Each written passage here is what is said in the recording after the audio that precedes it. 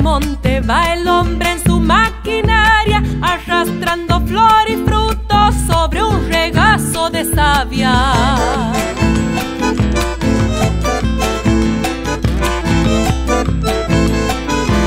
Por sembrar nuestra avaricia se nos marcha el mañana hacia el rumbo de un desierto sin eco de ave y guitarra.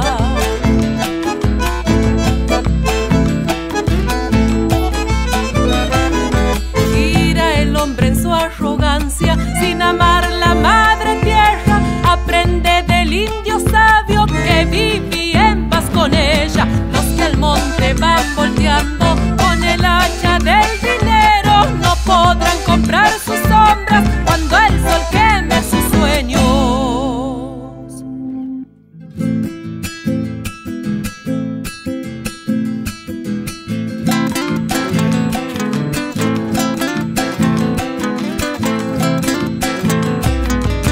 Es sangre marrón la astilla que